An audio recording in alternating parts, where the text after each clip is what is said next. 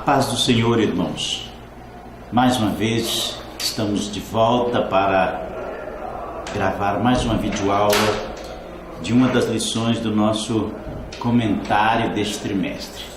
Estamos chegando ao final do trimestre. Hoje nós vamos gravar a videoaula da 12ª lição. Isso é a penúltima lição do terceiro trimestre de 2017. Essa lição, que será licionada no dia 17 de setembro de 2017, que traz um tema de suma importância para nós analisar e estudarmos: o mundo vindouro. Na lição passada, na lição de número 11, nós estudamos sobre a segunda vinda de Cristo, e agora vamos estudar sobre o mundo vindouro. Bem sabemos que a primeira vinda de Cristo, ela se deu em cumprimento da promessa de Deus de resgatar o homem do pecado. A palavra de Deus nos deixa bem claro que o pecado de Adão nos levou o ser humano a um estado de condenado pelo pecado. Isso é, todas as pessoas que morreram antes da primeira vinda do Senhor Jesus estavam sobre a condenação do pecado. Bem sabemos que Deus, pela sua misericórdia, Ele providenciou meios de relacionamento do homem e Ele, mesmo depois do pecado, Ele providenciou o tabernáculo construído por Moisés. É um tipo desse relacionamento, é uma mostra de como Deus providenciou o meio de relacionamento, e o sacrifício dos animais era a forma que propiciava esse relacionamento entre Deus e o homem. Mas bem sabemos que o sacrifício de animais, ele apenas cobria o pecado, mas não purificava o homem do pecado. Assim, o homem não poderia ter um relacionamento direto com Deus, porque ainda estavam debaixo da condenação do pecado. Mas a vinda do Senhor Jesus, a sua primeira vinda, foi um cumprimento da promessa de Deus de que a antiga serpente teria sua cabeça esmagada, isso é, o seu poder tirado, sendo ele o executor do pecado. Então ele seria tirado o seu poder e o homem passaria a ter uma oportunidade, uma liberdade de relacionar-se novamente com Deus. E Jesus então veio a este mundo e ele pregou este evangelho de boas novas. Ele pagou o preço, sendo o Cordeiro de Deus, para purificar o homem dos seus pecados, e prometeu que ele voltaria a segunda vez, não mais para nos livrar da condenação do pecado, porque já somos livres pela sua primeira vinda. Na segunda vinda ele viria para nos tirar da presença do pecado. E nós estudamos isso na lição passada. Porém, desta lição de hoje nós vamos acontecer o porvir após a segunda vinda do Senhor Jesus. O que há de acontecer com este mundo após a segunda vinda do Senhor Jesus? Então, a lição de hoje traz esse tema: o mundo vindouro. O texto áureo que está registrado na palavra de Deus diz assim: e vi um novo céu. Apocalipse registra isso. E vi um novo céu e uma nova terra, porque já o primeiro céu e a primeira terra passaram e o mar já não existe. Então observaram aqui que esse texto considerado básico, o texto áureo desse nosso comentário da lição de número 12, ele revela uma visão de João. Ele relata as visões que ele teve, e nesse texto do capítulo 20 ele diz: e vi um novo céu e uma nova terra, porque já o primeiro céu e a primeira terra passaram e o mar já não existe. Então se observam aqui que tudo isso que existe hoje neste universo, João viu que havia passado e que deu-se lugar a um novo céu e uma nova terra.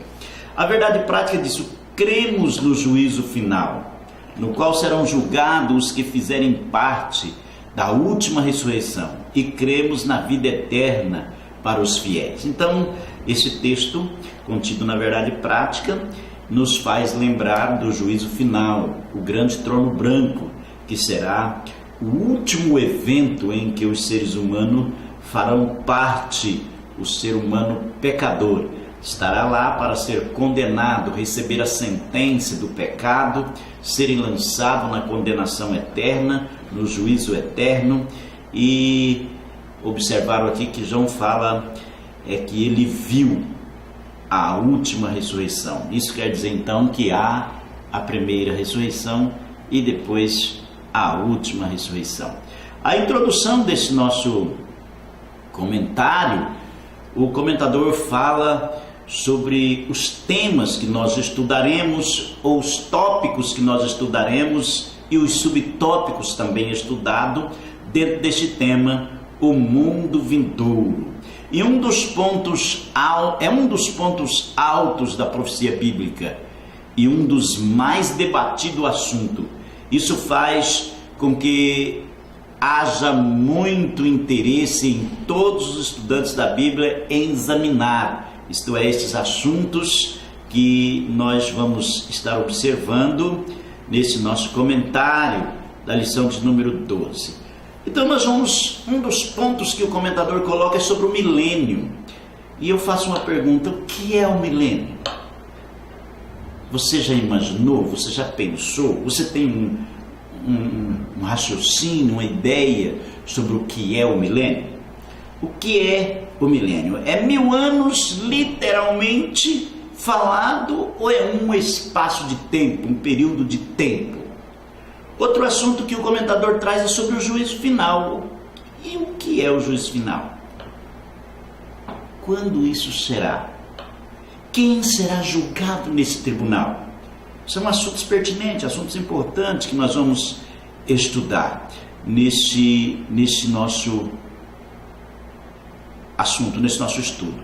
Outro ponto importante que o comentador trouxe é sobre o novo céu e a nova terra. Então eu faço uma pergunta: haverá um novo céu? Ou será restaurado o já existente? Preste atenção na pergunta. Haverá um novo céu, outra terra? Ou o já existente será restaurado? A terra será recriada ou haverá nova terra? Essa terra será recriada ou haverá nova terra? Essas e outras perguntas serão respondidas e fundamentadas na Bíblia Sagrada. Nessa nossa videoaula, vamos procurar responder essas questões que é de suma importância para a nossa esperança. Eu disse na videoaula da lição de número 11 que a escatologia bíblica não é matéria de salvação, mas sim matéria para crescer a esperança da igreja. Então, Senhor Deus, pela sua imensa misericórdia e graça, Ele quis ajudar-nos a mantermos firmes e constantes na esperança desse grande dia. Então Ele mostra-nos algo do porvir para ajudar a fortalecer a nossa esperança. Então nós vamos estudarmos esse importante assunto, começando com o milênio. Então, o primeiro tópico da nossa lição, o comentador coloca aí o primeiro tópico intitulado sobre o milênio. Isto é, vamos analisar sobre o milênio, e eu quero procurar responder as perguntas aqui em cima. O que é milênio? O que é o milênio? É um espaço de tempo ou é 1000 anos literalmente, como está escrito no capítulo 20 de Apocalipse? Vamos observar aqui, o comentador fala sobre a descrição do milênio. O que é milênio? O que é o milênio? Podemos analisar que o milênio é um período de 1000 anos, literalmente, em que Jesus, juntamente com a sua igreja glorificada, governará a terra. Observou? O milênio é 1000 anos, literalmente, 1000 anos de 365 dias, que o Senhor Jesus governará a terra, juntamente com a sua igreja já glorificada.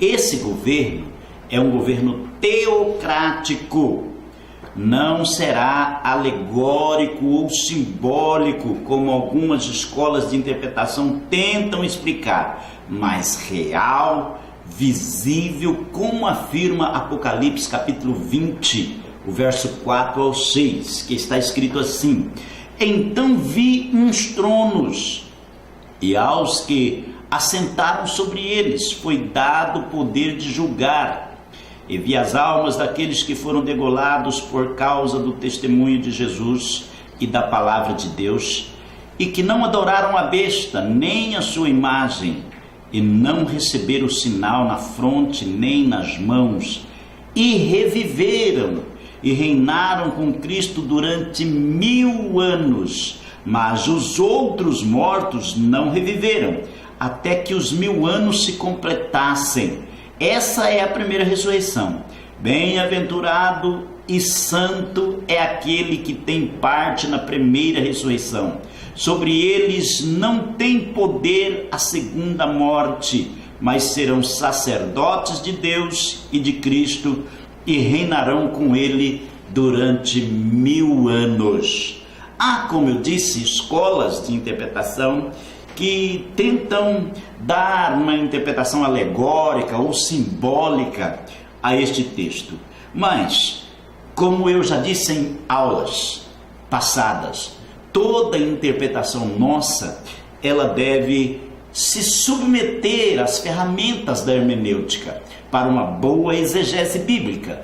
Temos que observar a gramática e temos que observar os contextos, tanto contextos imediatos como contextos remotos. Não podemos forçar uma interpretação bíblica tomando rumos diferentes, mas toda interpretação tem que estar sujeito a essas ferramentas, especialmente a gramática e os contextos do texto. E quando submetemos esse texto à gramática, que ela fora escrita, bem sabemos que foi escrito no grego, e quando analisamos, submetemos esse texto à gramática no seu original e também os seus contextos, temos que chegarmos a uma conclusão de 1000 anos, literalmente falando. Realmente 1000 anos, não temos como fugir desta realidade. Então o milênio é realmente 1000 anos, literalmente. A expressão milênio, que vem também do latim, que quer também dizer 1000 anos literalmente. Então o milênio terá início com o fim da grande tribulação. Nós estudamos na lição passada sobre a grande tribulação, que é a 70ª semana de Daniel, a 70ª semana de anos de Daniel. Nós estudamos isso na lição passada. E ao findar esta última semana de Daniel, então iniciará-se o cumprimento das promessas que foram feitas a Israel na época das profecias bíblicas. Então iniciar-se-á o milênio, o final da grande tribulação, quando o Senhor Jesus ele virá na segunda fase da segunda vinda de Cristo, que ele virá de forma visível, virá de forma corporal, com a sua igreja já glorificada, e ele virá para Israel, quando Israel reconhecerá Jesus como Messias, e então haverá um concerto entre Israel e o Senhor Jesus. Assim sendo, o Senhor Jesus, após julgar as nações, após o diabo ser preso o falso profeta, a besta, o anticristo, ser lançado no lago de fogo, então iniciar-se-á esse período de 1000 anos, que é uma promessa que o Senhor Deus faz à nação de Israel.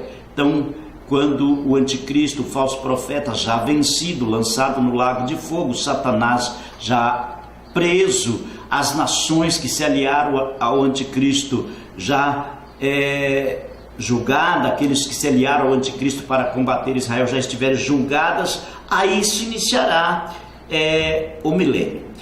O professor da nossa escola bíblica dominical, que vai licionar na sala de adultos, na classe de adultos, na próxima aula, no dia 17, você deve observar aqui essas referências que eu vou citar, anota elas aí, pega aí uma caneta, um papel, anota essas referências e leiam elas. Jeremias capítulo 39 e o verso de número 9, Zacarias capítulo 14, o verso de número 9, Ezequiel capítulo 34, o verso 24, Ezequiel 37 e o verso 24 ao 28. Leia essas referências e observa que nenhuma dessas profecias já se cumpriram.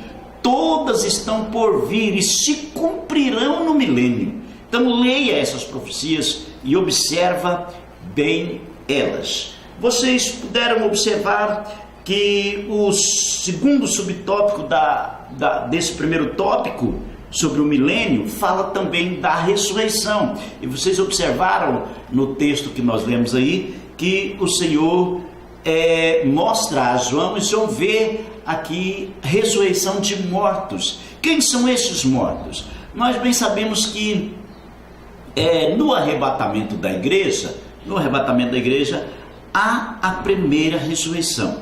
E Jesus disse assim: não vos admireis disso, porque vem a hora em que todos os que estão nos sepulcros ouvirão a sua voz e sairão, os que tiverem feito bem para a ressurreição da vida, e os que tiverem praticado o mal para a ressurreição do juízo.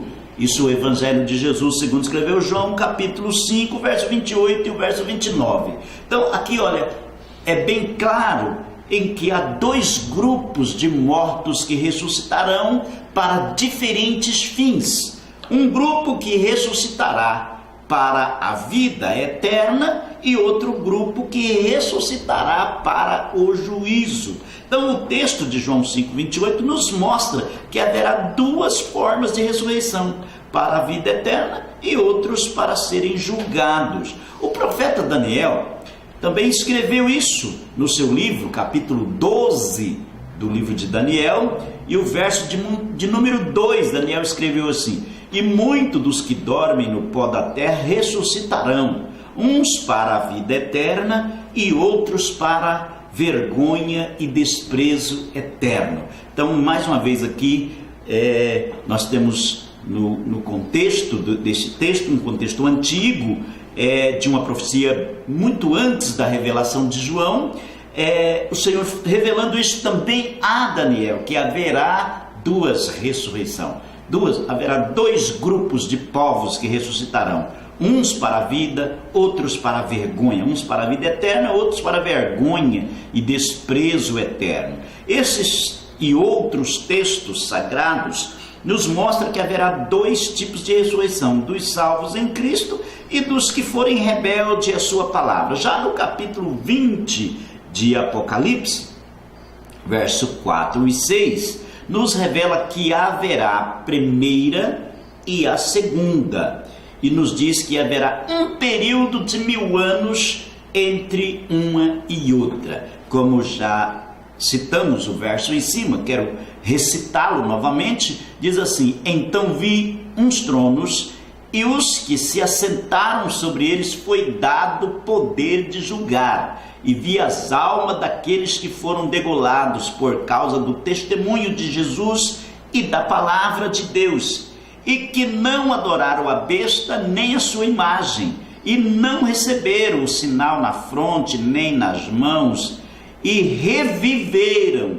e reinaram com Cristo durante 1000 anos. Mas os outros mortos não reviveram até que os 1000 anos se completassem. Então observa que um grupo ressuscitou, outro grupo não ressuscitou, só após 1000 anos. Então observa que até que se completasse. E aí continua João escrevendo: e esta é a primeira ressurreição, aquela que há de acontecer após a grande tribulação.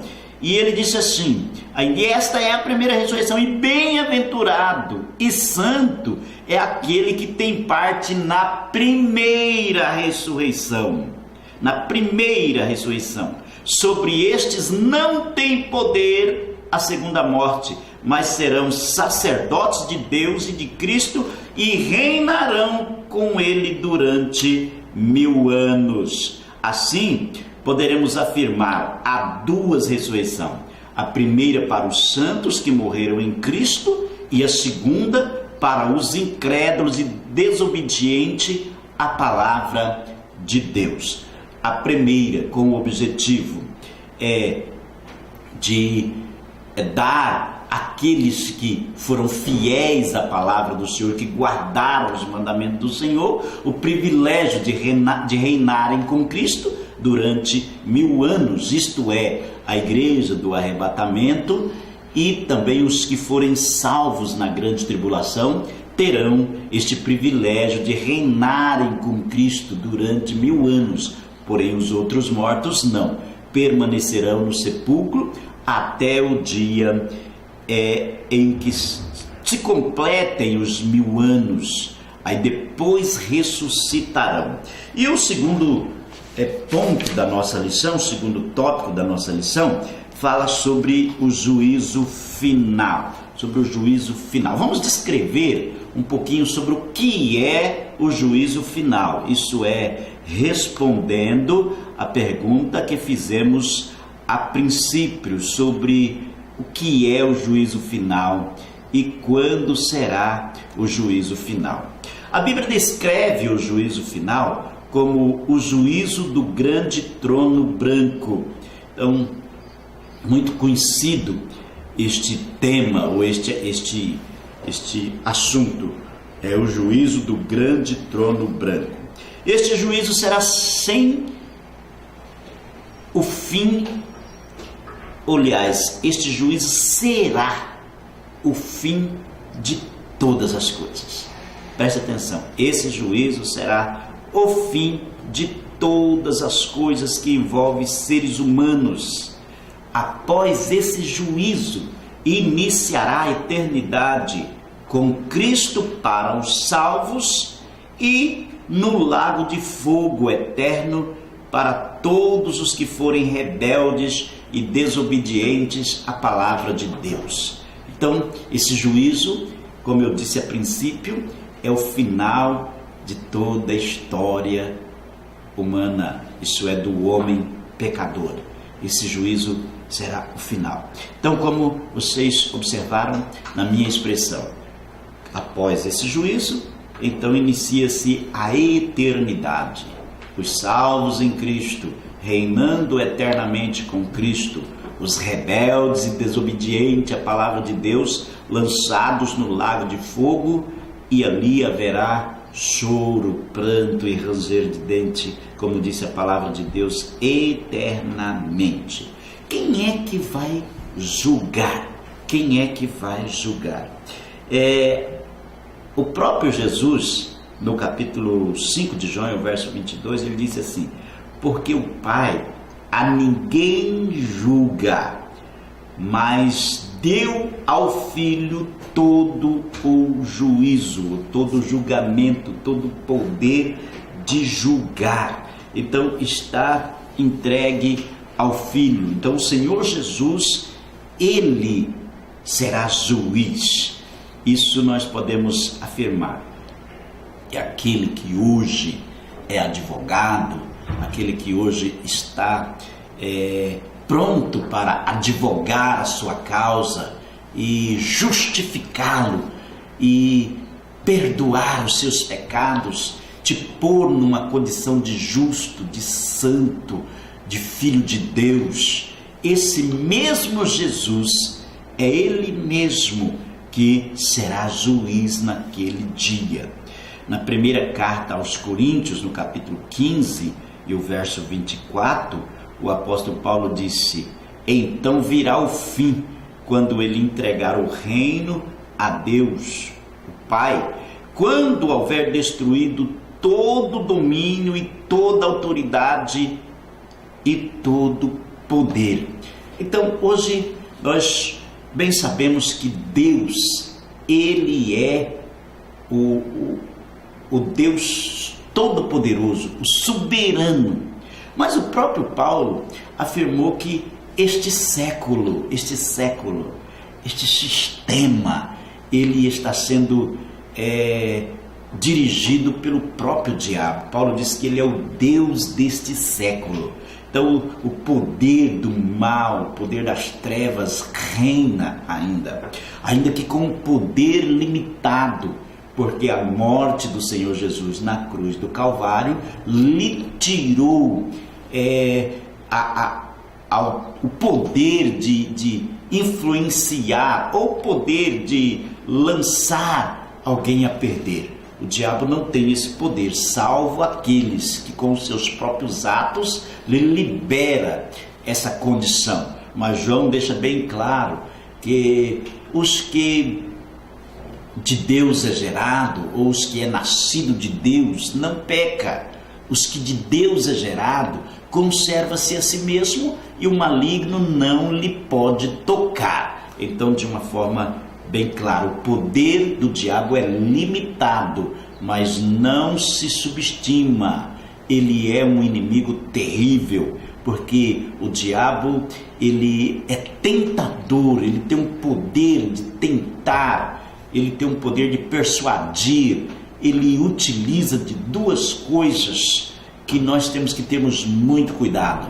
Primeiro, da natureza pecaminosa que nós ainda carregamos. Este corpo na sua natureza terrena ainda é pecador e nós ainda não estamos libertos dele, ainda que Paulo nos alerta sobre isso e fala sobre o desejo que o homem santo tem de ser liberto desse corpo do pecado, mas ainda estamos nele. Então essa nossa natureza, ela é alvo do diabo, e o mundo à nossa volta. Então, através das concupiscências do olho, através da concupiscência da carne e da soberba da vida, o diabo então se utiliza disso. Ele usa isso para nos levar a um estado de tentação, para fazer o homem pecar. Então temos que termos esse cuidado enquanto estivermos aqui, mas é promessa do Senhor, como Paulo disse, que ele porá fim a todas estas coisas. Quando isso estiver então terminado, o Senhor entregará o reino a Deus Pai. Mas o Senhor Jesus ainda quer perdoar. O Senhor Jesus ainda está de braços abertos para receber o pecador contrito, arrependido, dar-lhe uma oportunidade de ser justificado e de manter um relacionamento com Deus. Mas Paulo, pregando na Grécia, Paulo usou a expressão dizendo: mas Deus, não levando em conta os tempos da ignorância, manda agora que todos os homens em todo lugar se arrependam, porquanto determinou um dia em que com justiça há de julgar o mundo, por meio do varão que disso ele deu certeza, ressuscitando-os dos mortos. Por meio deste varão ele há de julgar o mundo com justiça, há de julgar o mundo com equidade, há de julgar os homens com equidade. Então, aproveite enquanto é tempo, aproveite enquanto é oportuno. Esse que será juízo, hoje ele é advogado, hoje ele, através do Espírito Santo, quer perdoar pecado, quer libertar o homem do jugo do pecado, dando ao homem uma oportunidade de relacionamento com Deus. O segundo tópico aí do nosso comentário fala sobre o julgamento. O apóstolo Paulo escreveu na carta aos Romanos que não há condenação para os que estiverem em Cristo Jesus. Romanos 8:1, portanto agora nenhuma condenação há para os que estão em Cristo Jesus. Então podemos afirmar que todos os que morreram sem terem aceitado a Jesus como seu Salvador, terão que se apresentar neste dia para serem julgados e receber o seu destino. Todos os que morreram sem Jesus, porque os que morrerem em Cristo, os que viverem e morrerem uma vida conservada sobre os mandamentos do Senhor Jesus, para esses não tem condenação. Então esses não comparecerão perante o trono branco. O julgamento dos santos passado é no tribunal de Cristo, é julgamento de obras para receberem recompensa, receberem galardão. Então capriche nas obras ao trabalhar para o Senhor Jesus. Porém, os santos não comparecerão no trono branco para julgamento, mas estarão com Jesus para julgar e não para serem julgados. Mas quem é que há de comparecer lá? Todos os que morreram sem Cristo Jesus. Quem não aceitou a Jesus como seu Salvador vai comparecer lá. Os salvos do Antigo Testamento que morreram pela fé, sem conhecer a promessa, sem conhecer o Senhor Jesus, mas morreram crendo, abraçando esta promessa, a morte do Senhor Jesus tem poder retroativo, isto é, tem poder para perdoá-los. Eles então já alcançaram a oportunidade de estarem no paraíso de descanso. Então tanto os salvos do Antigo Testamento como os do Novo Testamento vão estar lá com o Senhor Jesus, não para serem julgados, mas para julgar, para estar com o Senhor Jesus, para julgar aqueles que foram rebeldes à palavra de Deus. No primeiro trimestre do ano passado, isso é, do ano de 2016, na lição de número 11, o pastor Elinaldo Renovato apresentou 4 grupos de indivíduos que serão julgados neste tribunal, isso é, no trono branco.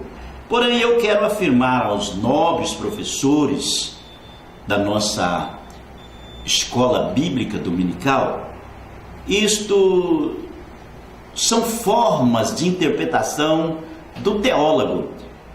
E não há textos bíblicos que nos dá autorização ou que nos dá condição de contradizer a opinião do pastor Elinaldo Renovato, para dizer que ele está errado. Mas eu prefiro afirmar só o que diz a palavra de Deus. A palavra de Deus diz: vi mortos, grandes e pequenos, em pé diante do trono, e abriram-se os livros, e abriu outros livros, que é o da vida, e os mortos foram julgados pelas coisas que estão escritas nos livros, segundo as suas obras. O mar entregou os mortos que nele havia, a morte e o Hades entregaram os mortos que neles haviam, e foram julgados cada um segundo as suas obras. E a morte e o Hades foram lançados no lago de fogo. Esta é a segunda morte. O lago de fogo foram lançados no lago de fogo. E todo aquele que não foi achado escrito no livro da vida foi lançado no lago de fogo. Então, eu prefiro ficar com isso. Quem há de comparecer lá? Os mortos que morreram sem Cristo, que não aceitaram a Jesus como seu Salvador. Como disse o pastor Ezequiel Soares, os textos bíblicos não fazem menção de vivos neste julgamento, mas de mortos, grandes e pequenos. A expressão grandes e pequenos fala de posição social e não de idade. Então não se confunda que essa expressão grandes e pequenos está se referindo à idade ou a crianças. Não. Isso aqui está falando de posição social. Então vamos ao terceiro tópico da nossa lição. Eu creio que deu para você compreender claramente aí sobre o juízo final. Então agora nós vamos falar sobre a nova criação, que é o terceiro tópico dessa nossa lição, a nova criação. O pecado de desobediência de Adão e Eva afastaram toda a criação, incluindo a natureza. Como consequência da queda, a terra recebeu uma sentença de juízo. Gênesis, no capítulo 3 e o verso 17, está escrito assim: e ao homem disse: porquanto deste ouvido à voz da mulher e comeste da árvore que te ordenei, dizendo: não comerás dela, maldita é a terra por tua causa, em fadiga comerás dela todos os dias da tua vida. Então observamos aí o que disse Gênesis no capítulo 3 e o verso 17, que toda a terra fora amaldiçoada por causa do pecado. A entrada do pecado, ela não só afetou o homem, mas afetou toda a criação, desde o reino vegetal, como o reino animal, e o homem que fora criado como a obra primária, a obra priori, a obra principal do Senhor, nosso Deus, o Criador, que fora também contaminado, e o culpado de tudo isso. Então toda a terra, todo o universo, ele foi contaminado.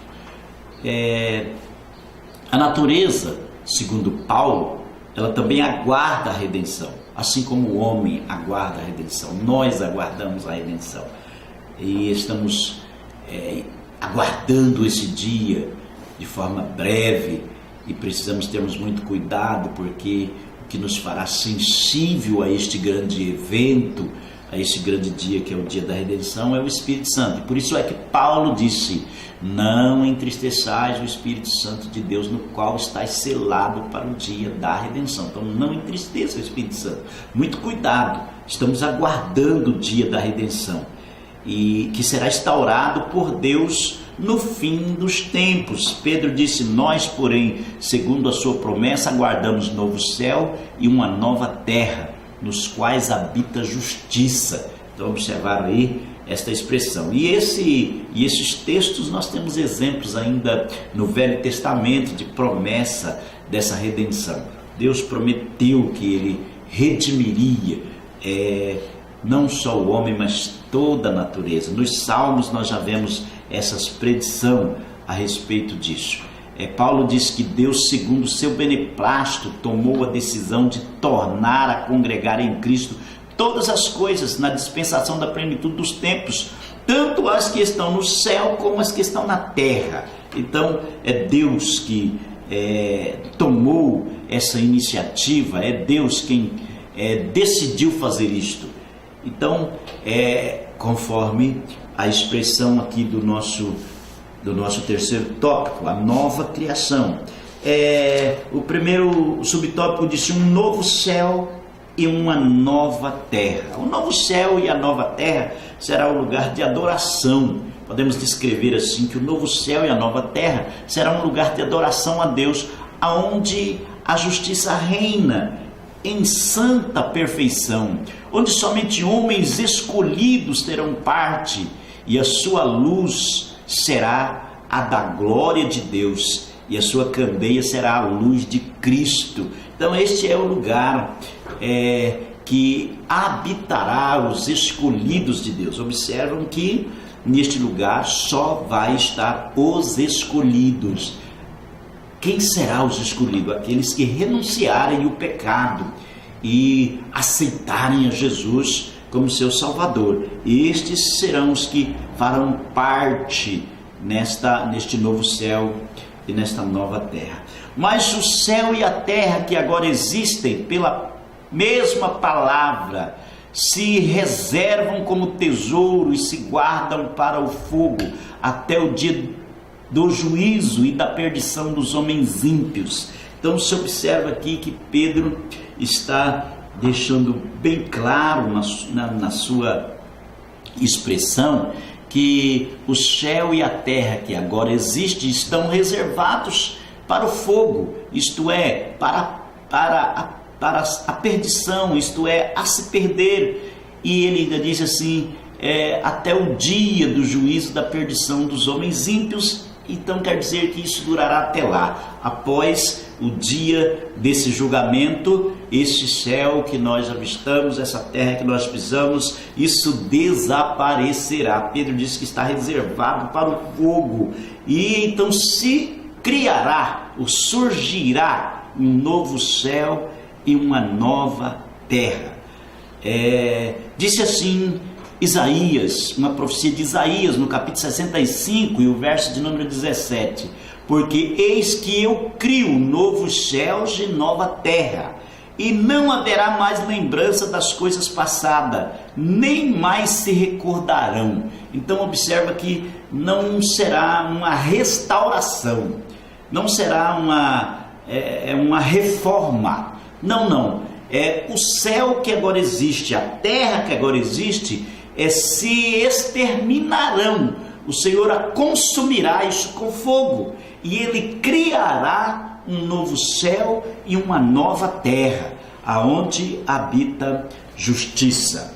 O segundo tópico fala sobre a Nova Jerusalém, isto é, o segundo subtópico, ele fala sobre a Nova Jerusalém. Portanto, a Nova Jerusalém apresenta-se como o ambiente ou o lugar aonde Deus morará com os homens. Você já parou para imaginar a grandeza deste lugar? Então, essa Nova Jerusalém será o lugar aonde o próprio Deus habitará com os homens. João diz que ouviu uma grande voz do céu que dizia: eis aí o tabernáculo de Deus com os homens. Então Ele mesmo será o seu Deus e eles serão o seu povo. Então esse lugar será o lugar aonde habitaremos junto com o próprio Deus.